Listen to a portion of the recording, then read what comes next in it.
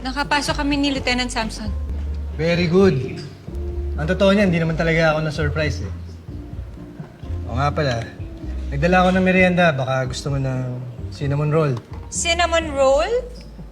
Eh, sorry, hindi ako makain yan eh. Actually, yan yung pinaka-ayokong tinapay. Ay, ganun ba?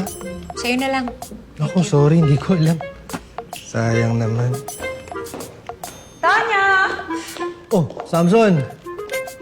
Mabuti naman at nakapasok kayong dalawa sa pageant. Mas madali kayong magmamanman doon sa mga galawan doon sa loob.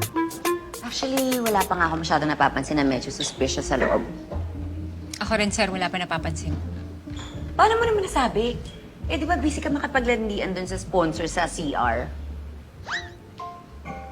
Teka. Landian doon sa CR? Nang lalaki, ha?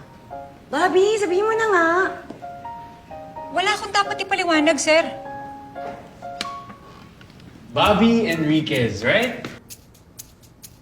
Sir Jared. Congrats! Pasok ka daw sa finalist. Pero sir, ang huli siya tinawag.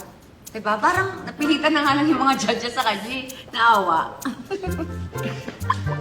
Alam mo ba, nasa isang contest, kapag huli kang tinawag, usually ikaw ang pinakamalakas. Yung mga nauuna, mahihina yun. Bobby, nga pala, yung pinag-usapan natin kayo sa CR. Tuloy yun, magkakape tayo. Hindi pwede. Ano yun, bro? Ha? Ako, hindi ako pwede mamaya kasi may gagawin ako eh. Okay lang naman, sir. Hindi naman kasi ikaw yung tinatanong eh. Ako. Ah, hindi. Baka kasi imbitahin niyo ako eh. Busy ako mamaya. Okay. Ano, Bobby? May masarap na cafe dito eh. I'll see you? Sige, sir. Magpapaalam lang ako sa mga kasama ko. Alright. Congrats again.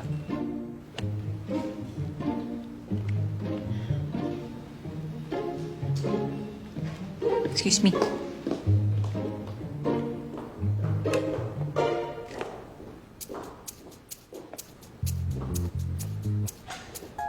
Ayun si Jared Lopez, CEO ng Add to Cart.